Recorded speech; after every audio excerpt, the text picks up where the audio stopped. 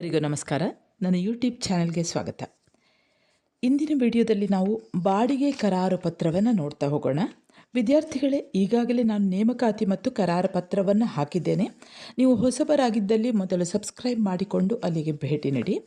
ಇವತ್ತಿನ ವಿಡಿಯೋದಲ್ಲಿ ನಾವು ಬಾಡಿಗೆ ಕರಾರು ಪತ್ರ, ಮೊದಲಿಗೆ ನಾವು ಬಾಡಿಗೆ ಕರಾರು ಪತ್ರ ಅಂದರೆ ಏನು ಅನ್ನುವಂಥದ್ದು ನೋಡೋಣ. ಯಾವುದೇ ಸ್ಥಿರ ಸ್ವತ್ತು ಇರ್ಬೋದು, ಕಟ್ಟಡ ಇರ್ಬೋದು, ಅಥವಾ ಕೃಷಿಯೇತರ ಭೂಮಿ ಇರ್ಬೋದು, ಅದೆಲ್ಲ ಬಾಡಿಗೆ ಕರಾರಿನ ವಸ್ತುವಾಗಿದೆ. ಅಂದರೆ ಇನ್ನೊಬ್ಬರಿಗೆ ನೀಡುವಂಥದ್ದು, ಬಾಡಿಗೆ ಮೇಲೆ ನೀಡುವಂಥದ್ದು.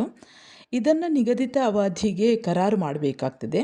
ಹಾಗೆ ಸಾಮಾನ್ಯವಾಗಿ 11 ತಿಂಗಳ ಅವಧಿಯವರೆಗಿನ ಒಂದು ಕರಾರು ನೋಂದಣಿಯಾಗಿರ್ತದೆ.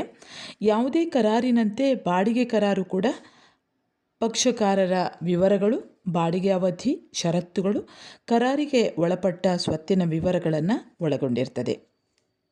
ನಿಮ್ಮ ಪಠ್ಯಪುಸ್ತಕದಲ್ಲಿ ಯಾವ ಪತ್ರಗಳನ್ನು ಕೊಟ್ಟಿದ್ದಾರೆ ಅದನ್ನೇ ನಾನು ಇಲ್ಲಿ ಓದಿ ಹೇಳ್ತಾ ಇದ್ದೇನೆ.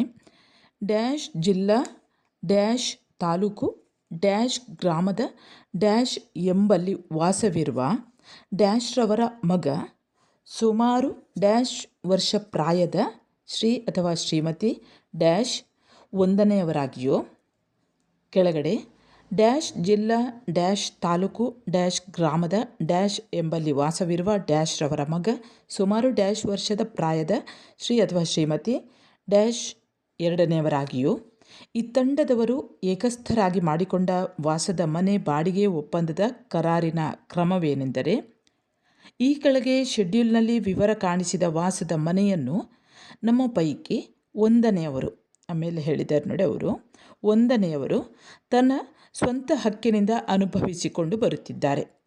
ನಮ್ಮ ಪೈಕಿ ಎರಡನೆಯವರು ಸದ್ರಿ ಮನೆಯಲ್ಲಿ ವಾಸ್ತವ್ಯ ನಡೆಸುವರೇ ಬಾಡಿಗೆ ಆಧಾರದಲ್ಲಿ ಕೊಡುವಂತೆ ಒಂದನೆಯವರಲ್ಲಿ ಕೇಳಿರುತ್ತಾರೆ.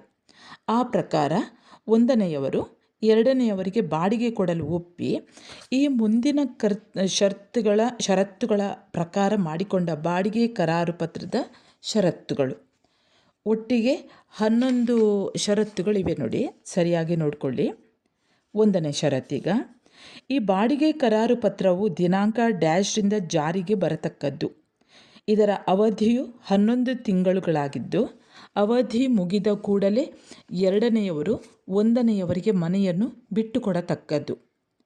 2ನೇ ಷರತ್ತು, ಈ ಕರಾರಿನ ಬಗ್ಗೆ ಎರಡನೆಯವರು ಒಂದನೆಯವರಿಗೆ ರು ಡ್ಯಾಶನ್ನು ನಗದಿನಲ್ಲಿ ಮುಂಗಡ ಠೇವಣಿಯಾಗಿ ಕೊಟ್ಟಿರುತ್ತಾರೆ.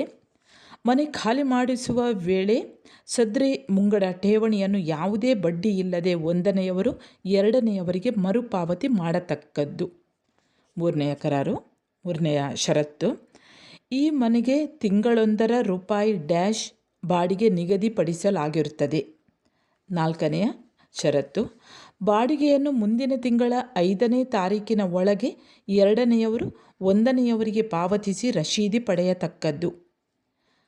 5ನೆಯ ಷರತ್ತು ನೋಡಿ, ಈಗ ಈ ಮನೆಯನ್ನು ಒಂದನೆಯವರು ಮೇಲೆ ಹೇಳಿದ ವಾಸ್ತವ್ಯದ ಉದ್ದೇಶಕ್ಕೆ ಮಾತ್ರ ಬಳಸತಕ್ಕದ್ದು. ಇತರ ಉದ್ದೇಶಕ್ಕೆ ಬಳಸುವುದಾಗಲಿ ಇತರರಿಗೆ ಒಳಬಾಡಿಗೆಗೆ ಕೊಡುವುದಕ್ಕಾಗಲಿ ಅವಕಾಶವಿರುವುದಿಲ್ಲ.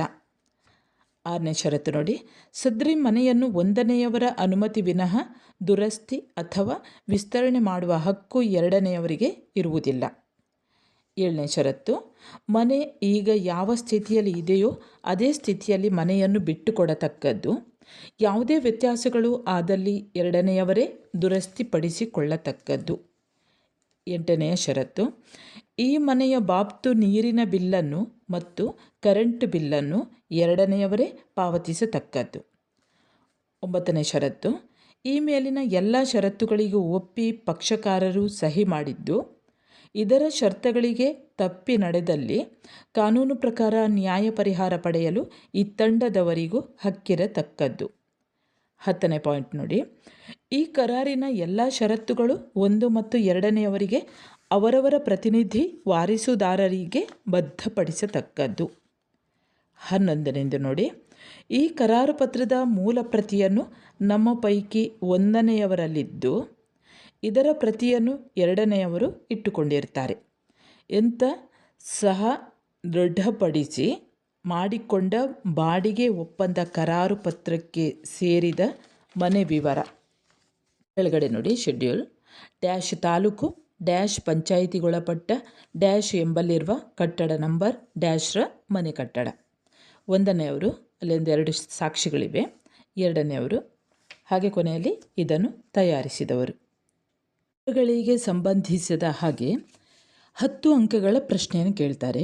ಮಾದರಿ ಪತ್ರವನ್ನು ರಚಿಸಿ ಪತ್ರದ ವಿವಿಧ ಅಂಗಗಳನ್ನು ವಿವರಿಸಿರಿ. 10 ಅಂಕಗಳ ಪ್ರಶ್ನೆ.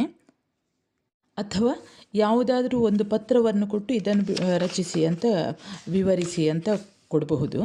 ಸರಿ ವಿದ್ಯಾರ್ಥಿಗಳೇ, ಮುಂದೆ ಹೊಸ ಒಂದು ಪಾಠದೊಂದಿಗೆ ಮತ್ತೆ ಬರುತ್ತೇನೆ. ಅಲ್ಲಿಯವರೆಗೆ ನಮಸ್ಕಾರ.